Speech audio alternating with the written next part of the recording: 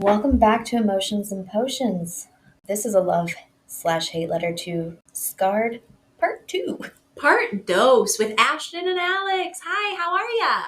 Because this was a long one. We needed to make it 2 episodes. Yeah, there's a lot of shit going on in this book, and it needed 2 episodes. So we're gonna just jump So let's get right back into the conversations. Let's do it. Enjoy.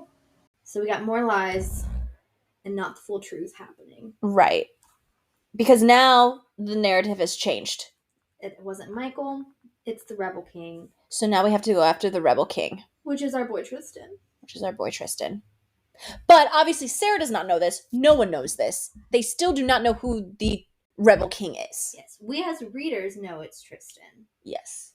No one else does. Nobody else. Besides other rebels. Mm-hmm. And the rebels find out about it. And Sara is very about the people. So she wants to be on the front lines. Yes. She wants to be meeting the people of the kingdom. She wants to be helping as much as she can. That's the type of person she is, where Michael is the complete opposite. Because Michael doesn't care about the people, and then also because of the attacks on the royal family, calling someone, who's poor, a derogatory term. Right. They're gonna stick out. Sara sees one, and it's a little boy. And Sara, being a queen of the people, they make eye contact. Yes. And he has a cleft chin, right? A cleft lip. Cleft lip, sorry. So she goes up to him, but it is soon realized that this boy is a kind of a staged attack. Yeah. From the rebels meant for Sara. Mm-hmm. Because is it kind of like bombs that go off, or is it shooting? Is it a gun? Shooting. Is it a gun? Yeah. Okay. Sadly, it's heartbreak time. Our beloved Timothy. Sara's guard. And Timon's representative, or whatever, and representation. Sara's been working on trying to get Timothy to be her bestie. He dies saving her. And he tells her that he volunteered to be her guard. He wanted to protect her. He wanted to protect her. Because he saw. And he did. And he died doing what he wanted to do. I was emotionally wrecked by this. As was I. And wanted to throw things. Yes. Because first of all, Timon don't die. Exactly. And Timon and Pumbaa have spin-off series, y'all.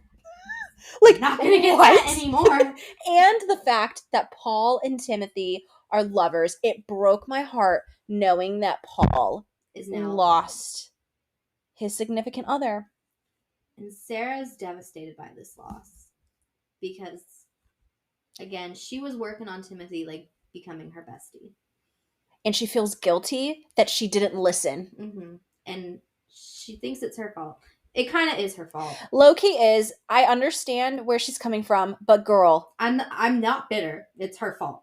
Yeah, I mean, she did bring this. If she hadn't approached the boy, I understand why she did it. I understand that is kind of in her character, and that is kind of what I would expect from her. It is, but I wish she didn't. I wish she could just hold in those impulses, because poor Timothy literally died on the street in her arms as she is trying to hold the blood, pressing down on the bullet wound, trying to put pressure on it to stop it from bleeding, so hysterically crying, hysterically calling for help, but it's not. And it's tough because he dies in her arms. Yeah, it was a tough. She even she makes the comment of when she knows that Timothy, his soul, his essence has left his body.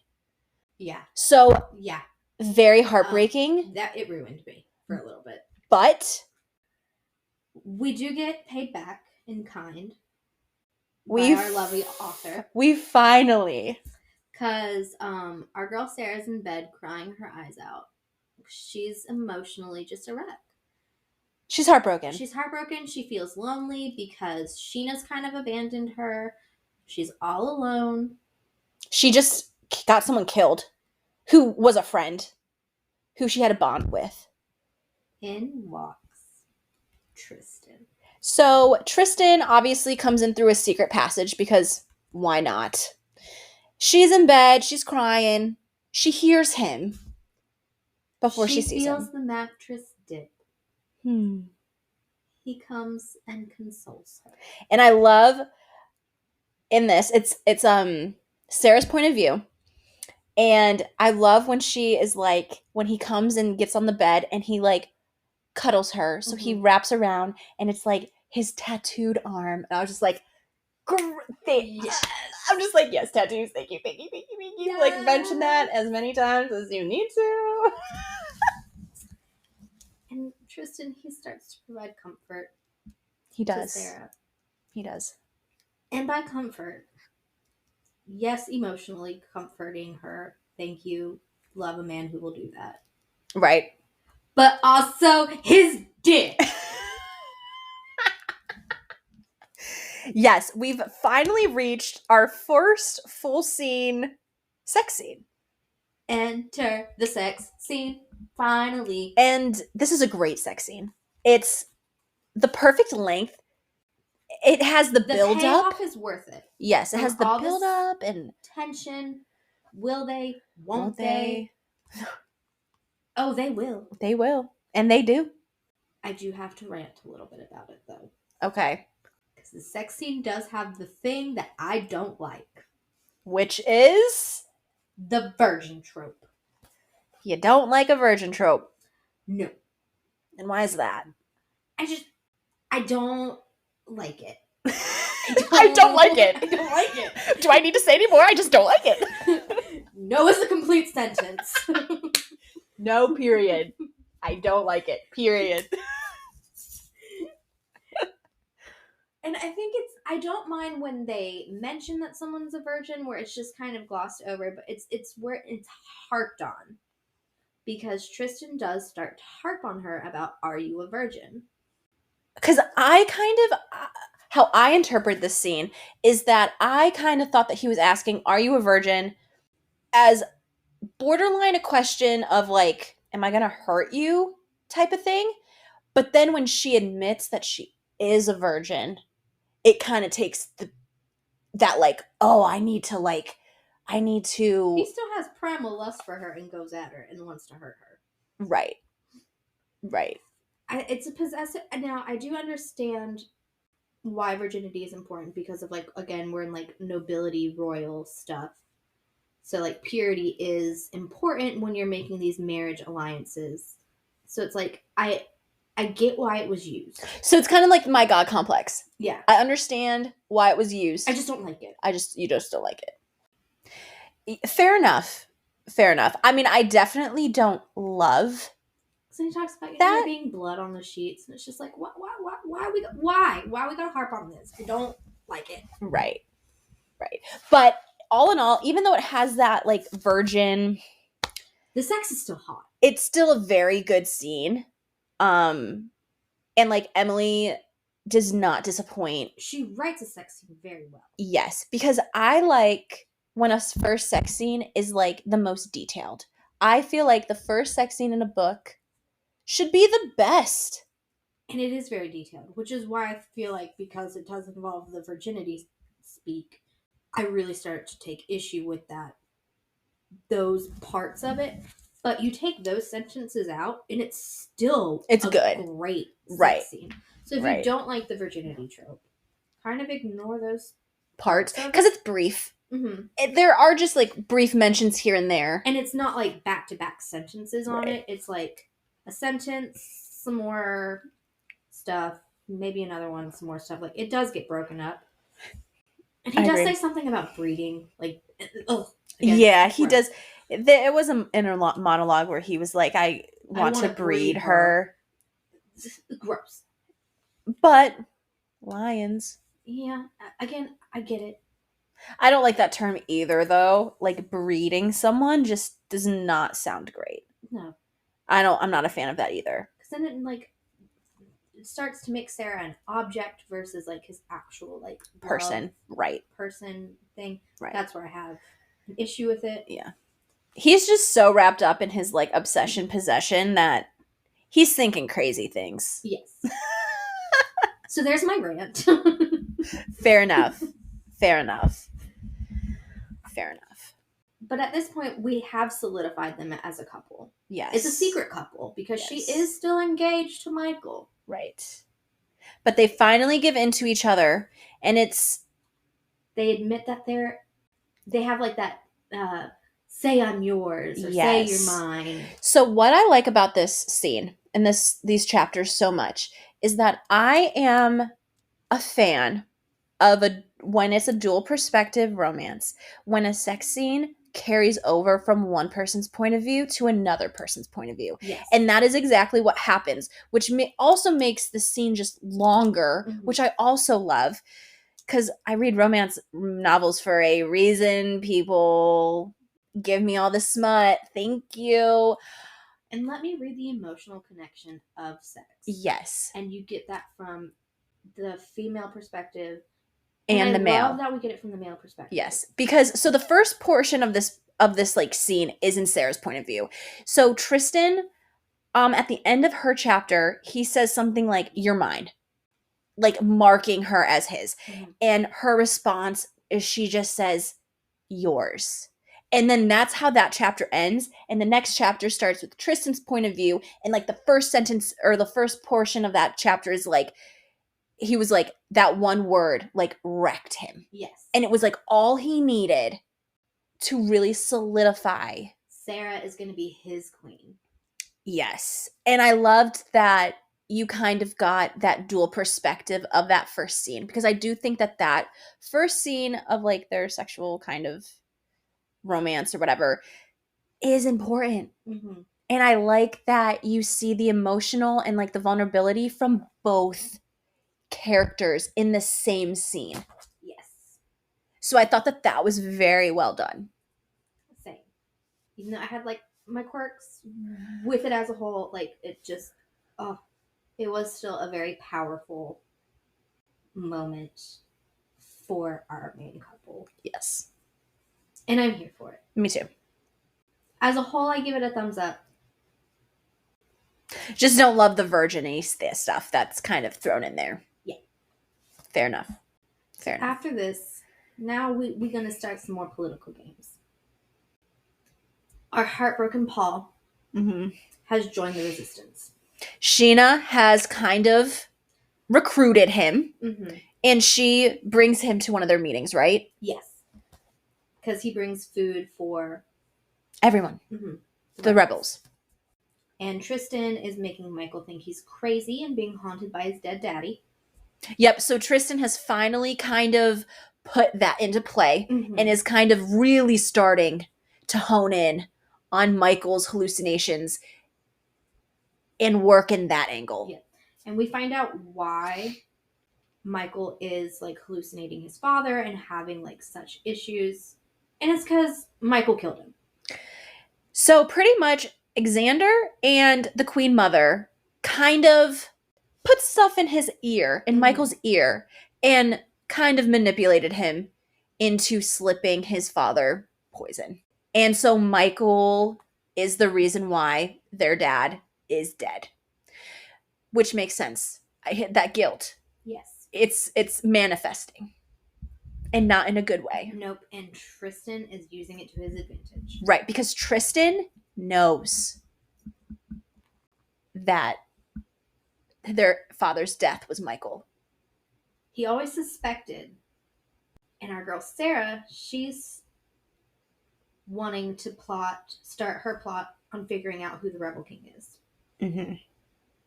Because she found out Rebel King, aka Tristian, killed her dad. So Sara is going through some secret passages. She's following Sheena and Paul. And she winds up at the Elephant Bones Tavern and discovers that Sheena, Ed, and Paul are rebels. And guess who their leader is? Her love, Tristian. Dun, dun, dun. And of course, he's there giving a spiel. Yes. He's recruiting. He is being that. He is being the the king to the people. He is rallying the troops. Sara sees how magnificent he is, but also but is who broken he is. because now she realizes she has to kill the man she loves. Yes, because he killed her father. And she also finds her cousin Xander in a cage in the bar. Yes. Oh, another thing that we did not mention, Xander's ear or something was sent to court. Or finger. What was it? Hand. Was it whole hand? His whole hand. So I forgot about that part. they did send Xander's hand to court to kind of be like, we got your boy and we're torturing him.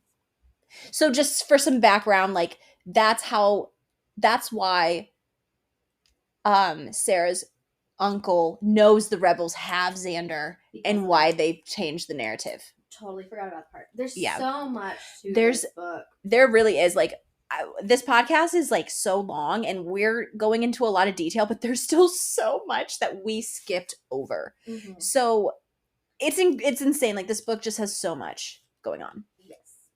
And Sara, she's ready to go on a killing rampage at this point. So she is. And she's gonna start with Tristian. Right. So when she's at the tavern, she's peeking in. She's in the back looking through like a crack. And there's a point where Tristian finishes his speech and his eyes go to exactly where she is. And somehow he knows it's her, that she's there, and it's her, and he sees. And so as soon as their eyes connect, she freaking bails. She runs. But she comes after him. Yeah. And you gotta think from Sarah's perspective, she feels completely betrayed by everybody. Because she sees her best friend Sheena there, Paul, who she's gotten really close with, her lover. The person who literally just took her virginity. Yep.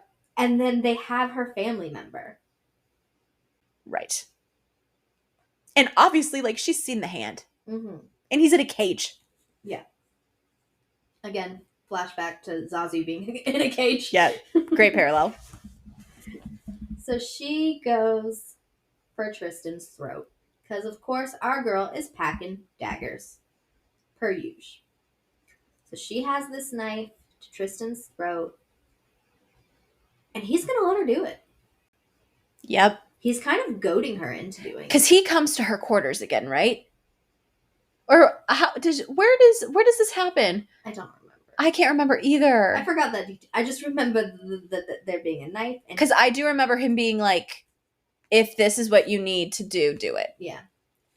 And she's struggling. And she's kind of like, why are you going to let me do this? And he's like, because I love you. And so with romance novels, you tend to go from 0 to 100 really quick, where, especially with enemies to lovers, you tend to have a very quick progression and pivot from enemies to lovers. So, like, Tristian literally comforts Sara. Obviously, they've had this buildup, right? But they were still kind of the enemies, feeling each other out, whatever. Sara goes through loss. He comforts her. They sleep together. And all of a sudden, he's, like, in love with her. Not realistic. Not something that I love that happens in romance novels, but something that I know happens. Mm-hmm. And this is a very common theme. It is. And I can forgive it a little bit more in this setting, too, because it is more fantasy.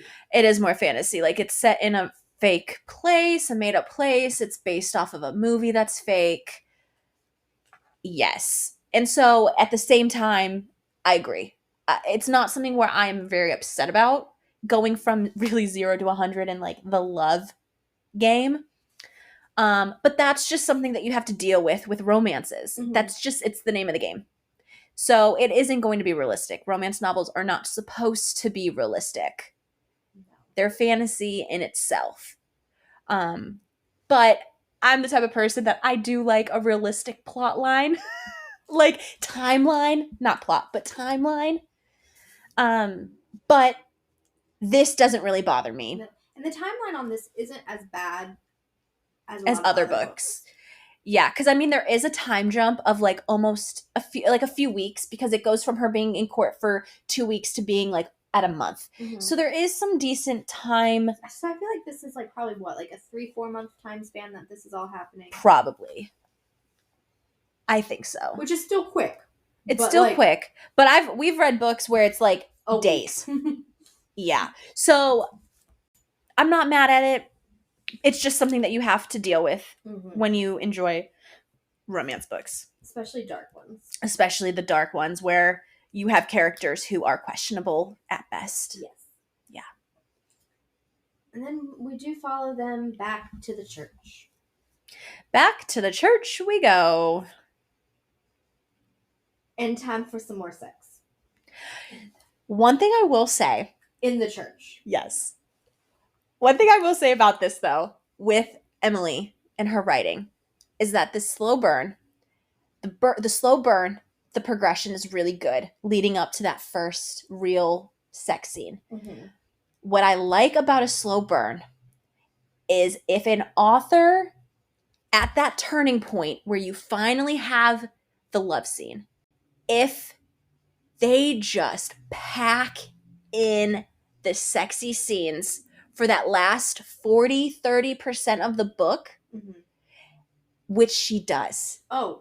Once they have sex the first time, it is like stop them. It's like almost every chapter that there is a not as long, not as intense. This one's another long one. Right. But after this one, I feel like they do get shorter, yeah. But like she does pack them in. So even though it is a slow burn where you go almost 70% of the book without having a real sex scene, once you hit that, she makes up for it. Yes. She throws it in. There's some sacrilegious things happening in this church. Yeah, let's hear about this scene. What's going on in this church? What's not going on in this church? Right now? She gets taken on the dais. All right. Where, like, I feel this is kind of like, I get Catholic Church vibes from this setup. Mm-hmm. I don't know why, I just do. Me too. That's kind of what I was picturing. Especially, like, it being very royal and grand and, like... Yeah. I just feel like it's like Roman Catholic. Yes. Like those big cathedrals. I just feel like this is a beautiful Roman Catholic church with, like, the stage. Right. Like, for the pulpit and stuff. And... they are just... Sara gets bent over where you would go to receive the body of Christ, and she's receiving the body of Tristan. Of her God, because he doesn't like when she goes, "Oh my God," during sex. He goes, "I'm your God. I am the only person you'll be named that you will be yelling in the throes of passion," which is another, worship God complex. So I was like, oh God. But yeah. It's a lot. And you get 2 chapters of it because you get the dual perspective here. There is something that gets said, which I do love this, especially in Enemies to Lovers, when the villain's like, "I will burn the world for you." Love it. Yeah, he's gotten to the point where he will do whatever it takes. And they're using sex as a way to kind of talk through this whole Rebel King issue. Right, because she also obviously confronts him. And she says, "I saw you. I know who you are." And he's like, "I saw you." He's like, "I know, and I saw you. I know who I am. I know who you are." Kind of. Yeah. So this really kind of cements them on the same page as now they're both team Let's Kill Michael. Yes. So now they have they've come to terms. Has it been revealed yet that he hasn't killed, that he didn't? He does reveal he didn't do it, but it's not revealed who actually killed her father. Okay, so the reason why Sarah's able to kind of get over this and they're able to come to this, like, truce and being on the same side is because Tristan swears to her that he had nothing to do with her father's death. And she believes him. Right? Yes. So that's kind of like he promises that he did not kill her dad. And so that's kind of what is able to push Sara past needing to kill him. And joining his realizing side. She realizes that the Fossa family as a whole is not horrible, that it really is Michael. Yes. So now they're on the same team finally. They finally have got over their miscommunication. 80% into the book, they're finally a united front. And they're talking. They finally kind of lay things on the table, and they kind of get a better understanding of what the fuck is going on between like everything and with them. But our united front of Tristian and Sara, who are gonna, take over and lead the people, a wrench gets thrown in their plans. Yes. Because of a backstabbing bitch named Ophelia. Ophelia! No. This bitch. Yeah, she sucks. And you know what she did? Tell me, what did she do? So she's been hearing Sara and Tristian banging around. Okay, before this, she was also the other set of footsteps the night of the ball. Right. So she saw what happened with the creepy lord. Also, before this happens, Michael and Sara have a public outing or something, and he kisses her, and Tristian sees. And he loses it. And he fucking loses his mind watching his brother kiss the person that is his. So that night, Tristian does not come in quietly or through the secret passages. And Sara knows that he's going to be coming. She knows as soon as Michael kissed her, she's like, oh my God, this is not going to end well. Tristian is right there. He's going to see. This is disaster. Mm-hmm. He storms in and just kind of like lays his claim. There's a sexy scene. It's not a full-on sex scene. I don't think they actually have sex in this scene. It's a lot of like oral stuff.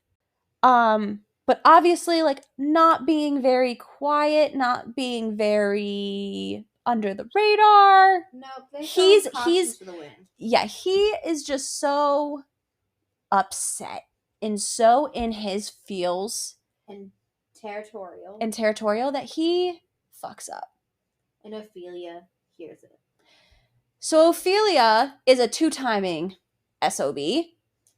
Because Ophelia has been fucking King Michael. So Ophelia is Michael's side piece. So Sara wasn't wrong. It just wasn't Marisol. I think that she thought that Marisol probably was the two-timing maid or servant, handmaiden. But it was Ophelia. And she was the nice one. And she takes all this information to Michael. Because she sees Tristian storm into Sarah's room at night. And obviously, she like probably puts her ear up to the door. She can hear the conversation. She hears them conspiring against Michael. Mm-hmm. Because they are literally talking about killing him. About poisoning him. And Sara does try to go and seduce Michael so she can put some poison in his wine. So Tristian and Sara come up with this plan to do exactly. I forgot about this until this. Yes. So they came up with the plan where Sara was going to poison Michael, kind of like Michael poisoned his dad. Obviously, this does not go as planned because of Ophelia. Because Michael is aware of the plan. So Ophelia pretty much tells Michael everything. Mm-hmm. Oh, by the way, your fiance is fucking your brother, who you hate. And they're also conspiring to kill you so that Tristian can take the throne. Yep. With Sara by his side. Mm-hmm. Sara gets taken to the dungeons. Yes. So it failed. It failed. It failed epically. Yeah. It blew up in their face because Sara didn't realize that they were no longer under the radar. Michael now knows. Obviously, she does not know this. Mm-hmm. So she tries to poison him, and he makes her drink it. Yeah, so she's like doped up, gets taken to the dungeons, and Michael starts torturing Tristan. And this is where we find out how Tristan got his scar, because Michael starts torturing him the same way by putting like the hot poker in the fire and like. Yeah, so Michael was the reason why Tristan had the scar. When they were younger, Tristan was artistic, so he always had his sketch pad. That was kind of his outlet. And Michael being a dick, I think like took it away, and Tristan kind of like stood up to him.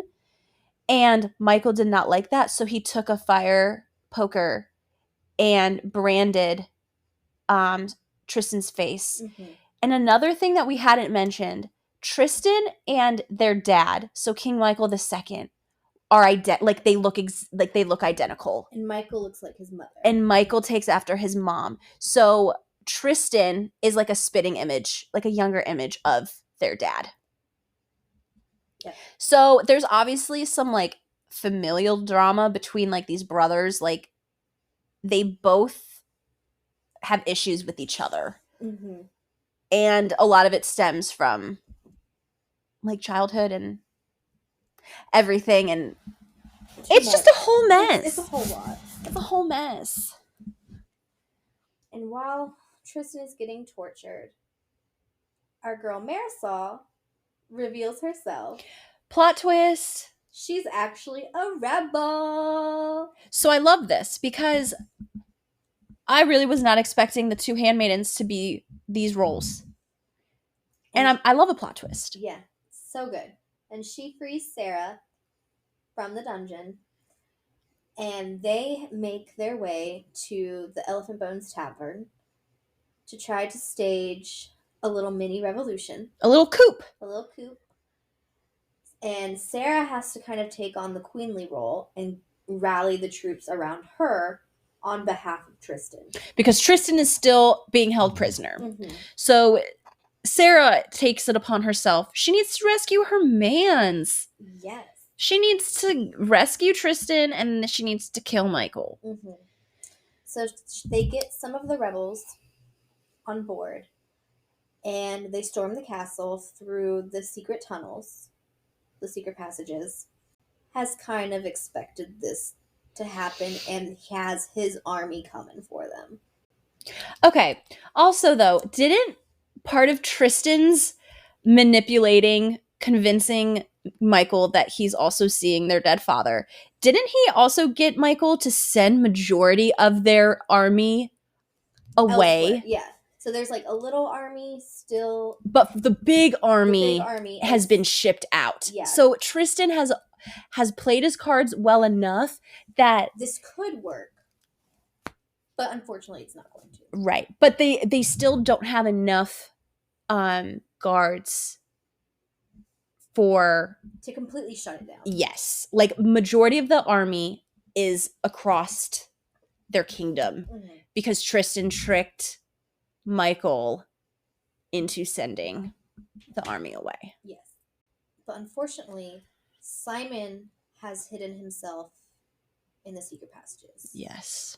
But Sara does get to Tristan and convinces Tristan to save Simon, because Tristan knows the passages better than anybody.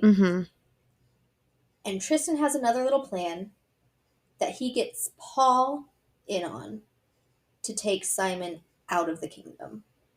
Yes.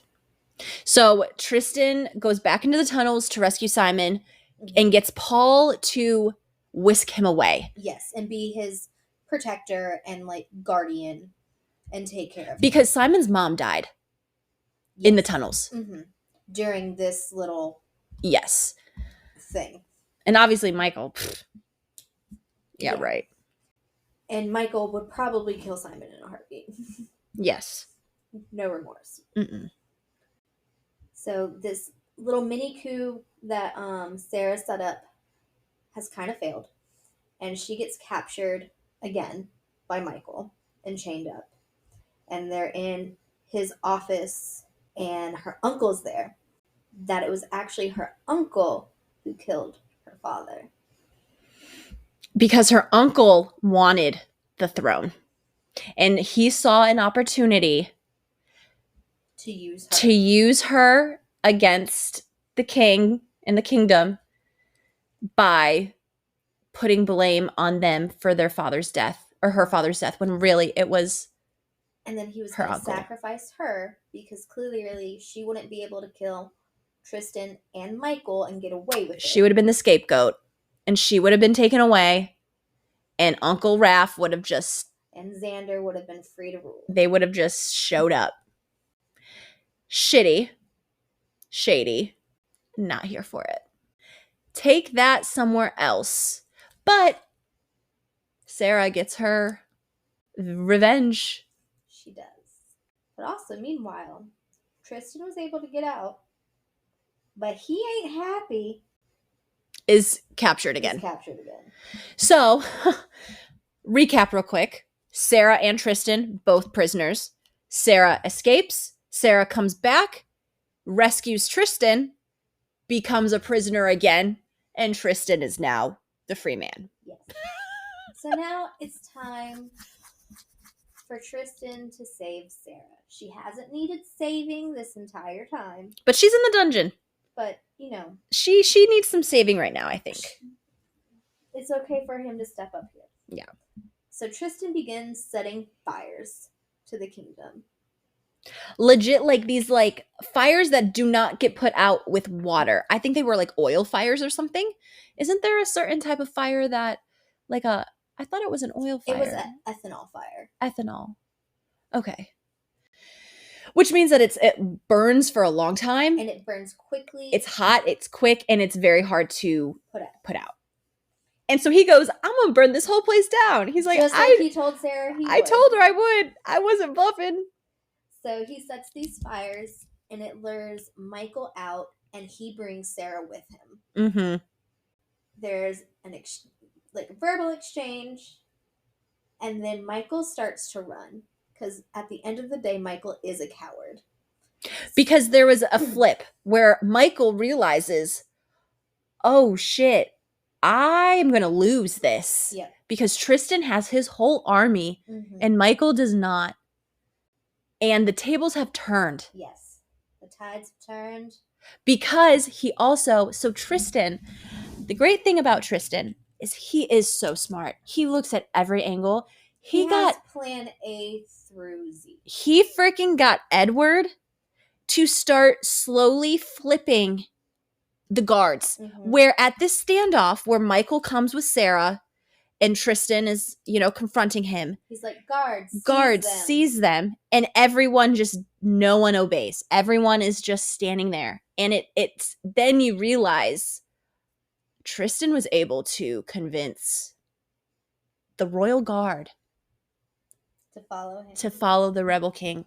And so that is why Michael fucking runs. He runs. And where does he run? The cliffs. Cue wonderful Lion King parallels and dialogue here. It's beautiful. Beautiful. Because obviously there's a confrontation between the two brothers where Michael ends up falling over the cliff and he is hanging on for dear life as he is begging Tristian to save him. Brother, save me. Brother, save me. And Tristian does not. Long live the king. I'm the king, bitch. And so the ending, it was that ending that was beautiful. I mean, I was expecting it. The rebels win. Yes, I was expecting Tristian and Michael to go down like that because it has to.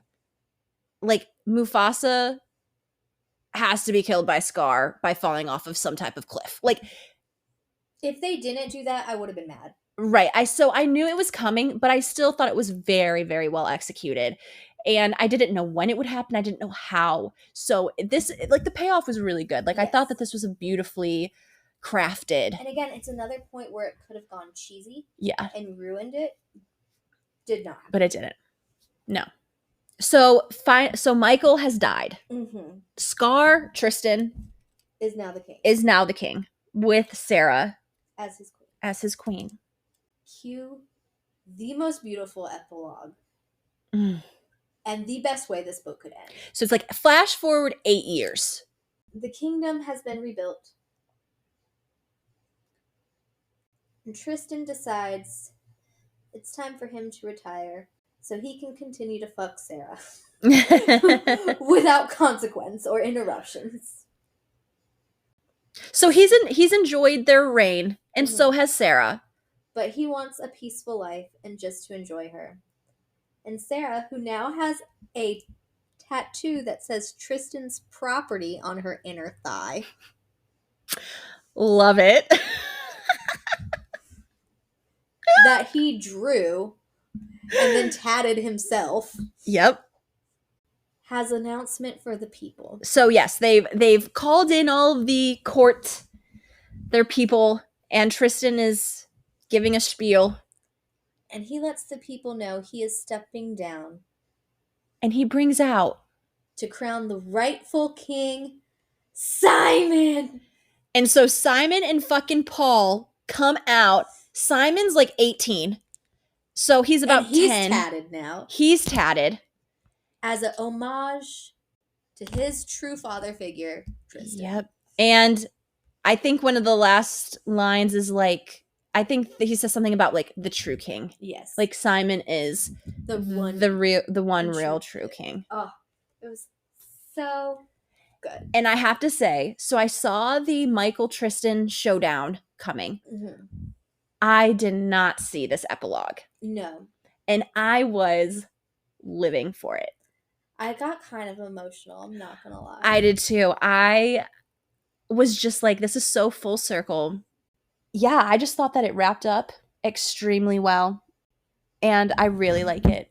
Me too. The end. The end. Oh, it was such a good book. It was so good. So good. Okay. So now that we've kind of dissected the plot, kind of talked about a lot of the main plot points, a lot of the action, a lot of just the good parts of the book.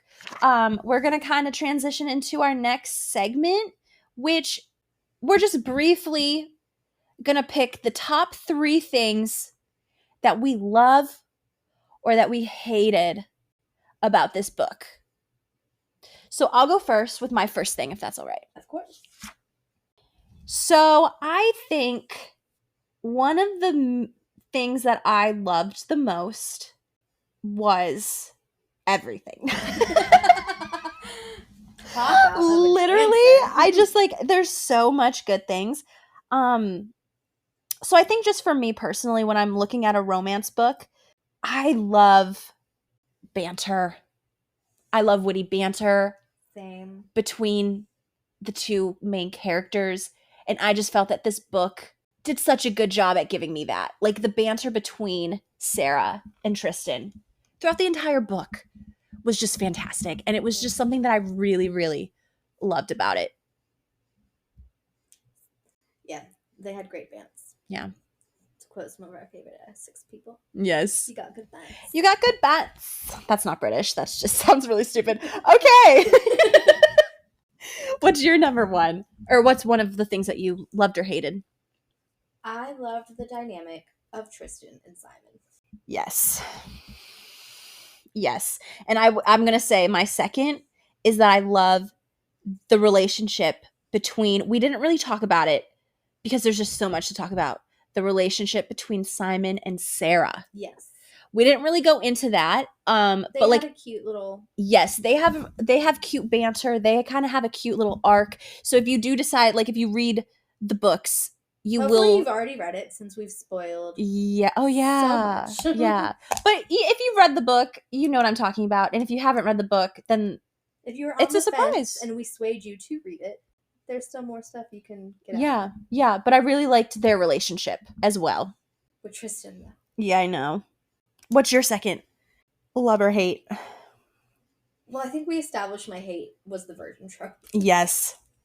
Just, it's a preference thing, and it's not mine. So that just, meh. Yeah.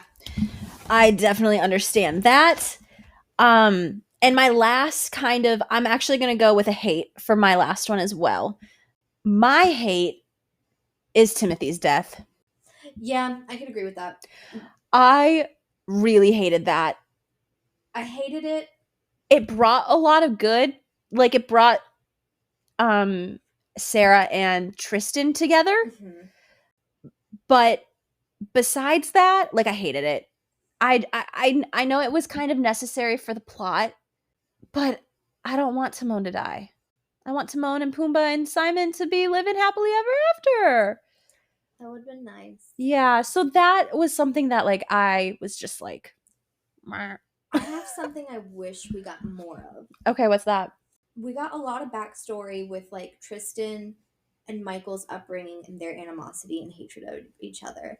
But I felt like the stuff with Sarah's dad's death got kind of glossed over pretty quickly. Right. When that's such an integral piece of why she's here. Right. And doing what she's doing. That's true, because you don't really... Yeah, it's kind of not very detailed. Also, so whose side was Xander on? What was his deal? Xander was aligned with his dad. He was. Okay. That's what I thought. Yeah, again, it was kind of confusing. It's like so brief. Yeah, that you kind of don't know. And that's where something I wish I could change is if that dynamic of Sarah's family was done up a little bit more like it was within the Fossa family. Because, like, we totally understood where everybody in the Fossa family stood with each other. Right. That's very true. Sarah's father's murder is very briefly covered. Yeah. Where we don't really know a whole lot. It gets mentioned a lot, but it's just very briefly vague and not a whole lot of details get added. So I wanted a little bit more with that. I definitely feel that. I can now that you say it, I do want more of that. I didn't think about it when I was reading, but now I'm like, yeah, you're right. I wish that it was and it doesn't have to be anything crazy. No, but I feel like maybe 20 more pages. Yeah. Could have been given to throughout fill the book. In those gaps of her family. Yeah. Yeah, I like that. Because I also it kind of was glossed over with Xander. I kind of got the feeling that he was like middle-aged. Mm-hmm. Because he's an advisor. He was an advisor for... Because I feel like Xander probably would have been the one to actually get the crown if Uncle Roth's plan worked out. Right. Yeah, I think so too. That's a good point. I would appreciate a little bit more detail on that fact. That was a good point. Especially when, like, Sara started to get sus about Xander. It's like we could have, since the book is written from Sara and Tristan's perspective, she could have done some spying on Xander to kind of get more of that background information with the family dynamic stuff. That's true. But at the same time, there is just so much already going on that I understand how that kind of slipped and like how it wasn't, just because there is already so much plot, so much detail, so much. Yeah, like it doesn't ruin the book for me by any means, but it's just one of those things. You just wish you had a little. All right, so now that we've kind of talked about loves and hates for the plot, let's get into the spice. Let's talk about smut, baby. Let's talk about Tristian and Sara. Remix! All right. What is your favorite tension moment, since 60% of this book is tension? And then finally, what's your favorite, like, actual sexy time? Okay. So my favorite tension scene, I think, is the Tristian point of view when they're at dinner. When he is like kind of low-key feeling her up in front of everyone. I just really love how Michael has no idea. No one does, but the two of them. They're in public. Like, I love those types of tension scenes where it's like that forbidden love when they're just pushing it. Like, they're risking it. Like, they're asking to get caught. And I know this scene was very brief. Not a lot really comes out of it because it is just a very brief hand, like, groping situation. Mm-hmm. but I don't know, for something about I just really I liked that scene a lot. That was a good one. Yeah, and I also like that it ends with like a murder. Like because it has everything. It has everything. It has pin me up against the wall. Dirty talking, a little bit of choking, the wax. Oh my goodness, temperature play.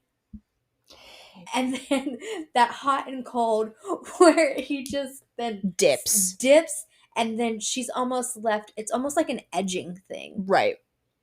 A little bit because it's like she wants it, but he's not. She was right on edge and he leaves her wanting more. Yes.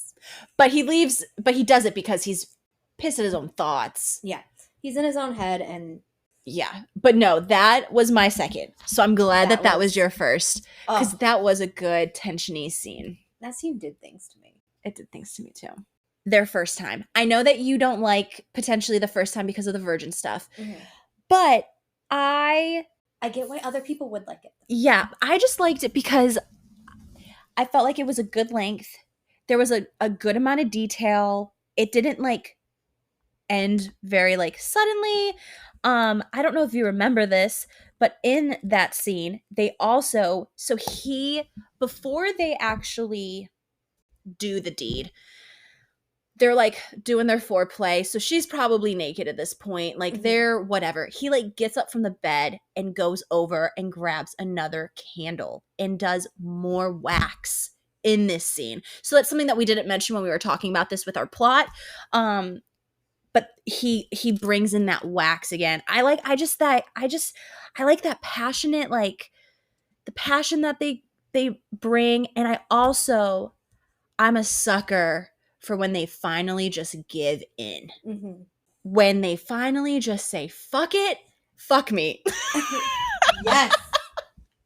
Like, you know what I mean? So it was the first one. I waited a long ass time. I read 200 pages to get to this point. The book edged us. And it didn't disappoint. So I think that's going to be my favorite. What's yours? So mine's the scene in the church. Okay. Fair enough. Close second. The church sex scene. Close second. I'm a horrible Catholic. No, that was a great scene. But, oh my goodness. It just, everything about it was just kind of like the taboo things that happened, the inappropriate place, doing the inappropriate thing, the miscommunication is gone. They finally, right. Fair enough. Oh, fair enough. So good. So bad, but so good. So good. So good. And then kind of going off of this, talking about like the spicy stuff. Mm-hmm. Obviously, this book had a lot of like kinks, had a lot of tropes. So let's kind of discuss things that we liked and what we didn't. I know that for me, obviously the God complex thing, the God kink worship thing, not for me. You obviously also virgin. Yeah, because like the God complex thing can get irritating, but it doesn't bother me like it does you. Right. Where I feel like then the virgin thing doesn't bother you like it does me. Right. Would you say that would be really the only thing that you like kink wise that, because everything else was fine. The only thing that I didn't like was the like God complex. Yeah. There's definitely more kinks in this book. Oh yeah. But ones that you didn't like. Those are the only two that I would like, that I have comments. Right. On. Okay. So now that we talked about the kinks that we didn't like, the things that I enjoyed. Temperature play. With the wax. Yes. Light choking. He always kind of has his hand near her throat. Here for it. That dominant male role. Yeah. Here for it. Love that. Check. Dirty talk. Check. Sexual innuendos. All of it. Light pain. I could have gone with more pain, but that's me. Give me pain. Give me some pleasure with my pain. Give me some pleasure with my pain, or give me death. Pet names. I thought the pet names were really good in this book. In this book, it was good. I don't always like that. Here. Here it worked. Yeah. And then the forbidden romance, the enemies to lovers. I know that's not like a kink, but like I'm a fan of the forbidden. A little bit of blood enemies. play. Little bit. Or just like biting the lip. He does like to bite her lip and then make her bleed and then yeah. It. Yeah. And she does it to him. Yeah. And he like has like thoughts about other things that don't really ever play out. But like he definitely into some. Like he's into a blood king. He's definitely into a lot of things. Okay, so I am so excited about this next kind of segment that we're going to be doing when we're talking about like any type of romance book or book in general, which is who would you cast? Casting calls. We want to cast the main characters. Yes. So we've decided that we're going to cast Michael, Tristian, and Sara. Yes. So I'm dying to know, Ashton, who are your picks? Okay. So what I think we decided is that we could do up to top 3. I have one for each. You have one for each? Yeah. Oh, shit. I have 3 for each. So you go first. Give me your 3. Okay, I'm going to go with Michael first because he's my least favorite. So you already know this. I actually put 2 more down for this character, though. So for Michael, I chose my number 1, Chris Hemsworth. The big, bulky, the kind of dirty blonde hair. Plus, I feel like Chris Hemsworth could play the, like, cocky, douchey king. I can see really it. well. Yeah. Aesthetically, like, he's the brawn. Yeah. He's the muscle. I'm not mad at it. My other choice for that character is Chris Evans. Really? Buffed up a little bit, I think. I think that he could potentially be a good Michael. Aesthetically, I see it. It would be a different role for him. It would. It's the demeanor I don't see. He's an actor. But he could probably... That's what they do. They act. And my last one, Tom Hardy. So I went really big with Michael. Like, I went A-list. Yeah, you did. I mean, I did too, though. Okay, so who's your number 1? Okay, so I only have one option. Well, we don't need 6, so we have 4. My Michael is Michael Fassbender. Ooh. Okay. Okay, I think all of those. I think any one of those could portray Michael really well. Yes. Aesthetically and acting. Now, who's your Tristian? Okay. So I have 3 again. All right. These are in no particular order because I really don't know my order. I don't know who I'm feeling. I have Ben Barnes. So he's from Narnia. Like, he was in Narnia. He's in The Bones, Ashes to Bones? Shadow and Bone. Shadow and Bone on Netflix. He's more of like a lean build, the dark hair. The only thing that I don't think matches with the character description is that Tristian is more pale. Mm-hmm. Like, they make references to him being like white, like pale, whereas Ben Barnes is not like a pale complexion. He has more of I can forgive that for that choice, though. Well, right. But that's the only... I just want to make it, that it's not a perfect whatever. My second I had, Penn Badgley, because he's played the serial killer in You, and he does it so good. And he has the complexion. He has the build. He has the dark hair. And I just feel like he is... I could not see this character... I could not see this person playing this role with one of the guys who I chose for Michael. Okay. That's the only thing. So I would have to recast Michael if this is someone who I would actually go with. Cole Sprouse with dark hair. Interesting. Like, kind of his vibe from, like, Riverdale. Yeah. Okay. That's an unexpected one. Yeah. But do you see that I would have to recast? Like, I couldn't have Chris Hemsworth play Cole Sprouse's brother. No. Like, especially since they're, only 3 years in age difference or something? Yeah. But, yeah, who's yours, though? Okay, so basically you were reading my mind with Tristian. Really? Yes. So, I picked Ben Barnes. Okay.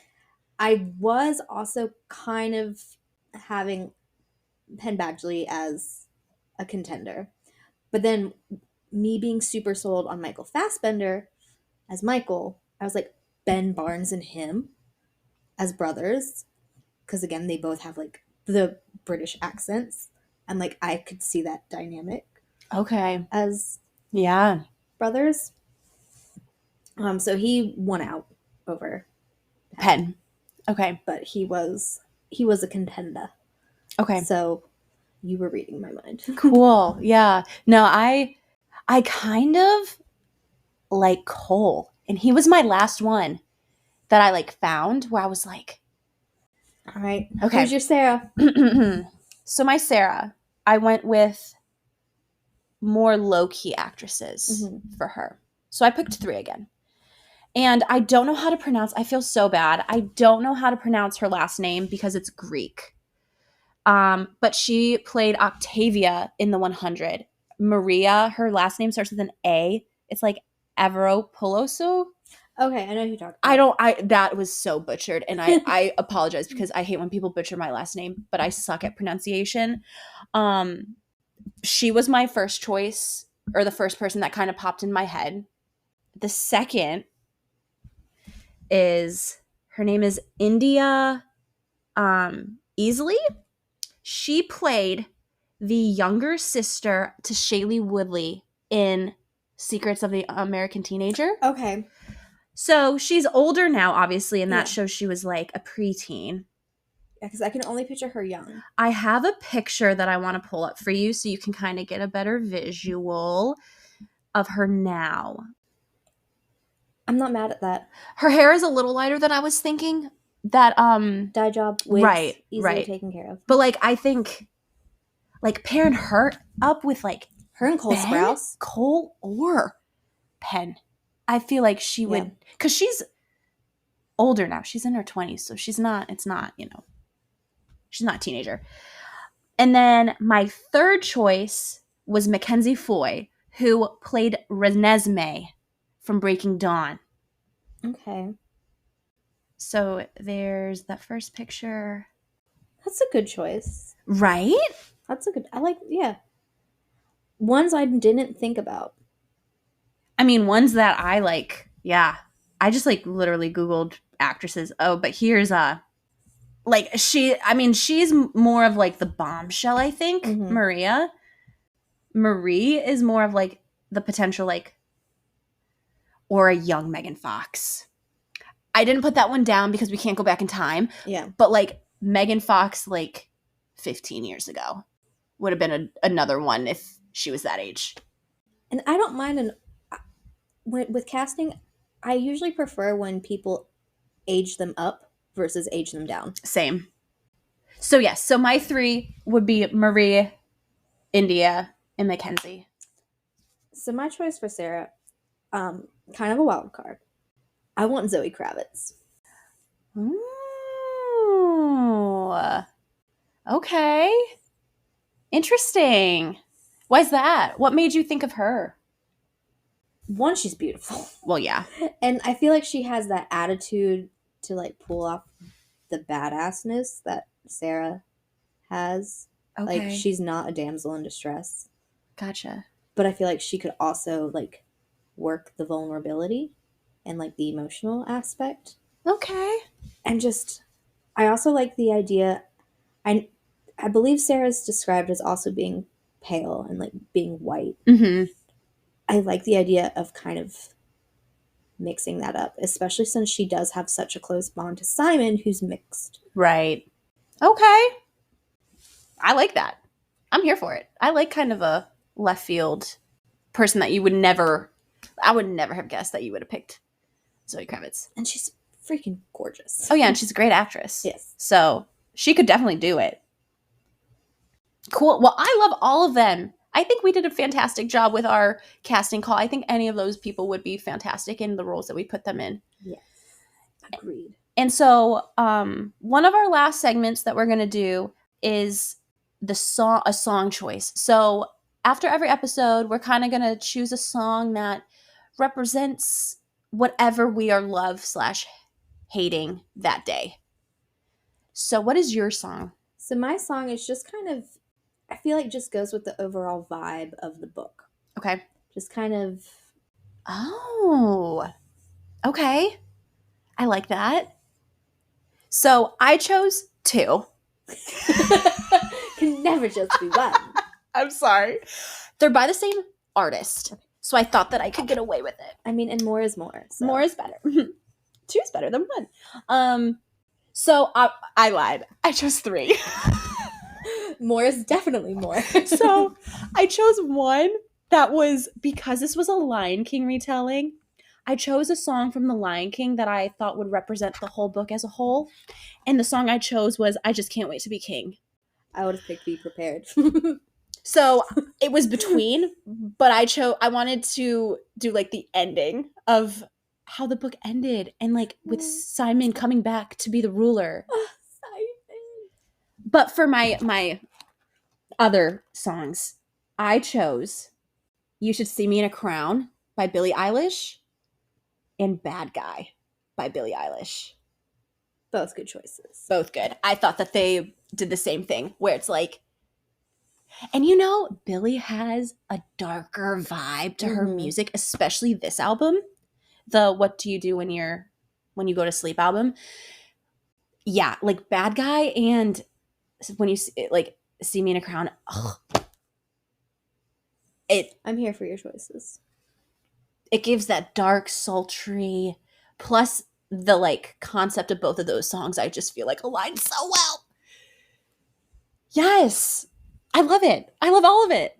I loved every moment of this, Alex. So then what would you give? Yes. As an overall rating out of 10 to the book plot? So overall, to the whole book. Overall, I would give. I'm pretty lenient when it comes to. I like giving people higher scores versus lower scores, but I will say I think this is like a hard 8.7 to 9.0. Very well done. I'm a little bit more critical, and I still gave it an 8.75. 8.75. Mm-hmm. Okay. You're going to be the more critical one. I feel like I am going to be the one that's going to be like, I just love everything about it. And you're going to be like, what the fuck? and the things that I have critiques about don't ruin it. So that's why it's still ranks pretty high for me. Yeah. Yeah. Yeah, I would say an 8.6 to a 9. I really liked it. I thought it was very well done. Emily, her series is continuing. I think there's going to be a 3rd one. I hope more, because I love a good Disney villain turned hero or anti-hero, but in a romance. Like I'm here for it. So overall, thank you, Emily. Yes, thank you, Emily. I will now be reading Hooked, because I was very much persuaded to start with Scarred. Only because I wanted to talk about it first. But I'm not mad at it. Yeah. And I will go back and read Hooked. Because these are standalones, even though they are a series, they don't have any connecting qualities between them. So if you all want to start with book 2, it's not a bad thing. It's not going to hurt you. You're not going to miss anything. You'll be able to follow along. But what would you rate the spice, the sexy times? Out of 5? Out of 5. Now, right, we have our little. Before we give our answers on the spice rating, give a little bit of a context of how we measure. The spice. The spice scale. So it is going to be the traditional chili peppers, like everybody else does. Obviously, it's a good emoji. Or if we want to stay in theme, we could do a lightning bolt to the book.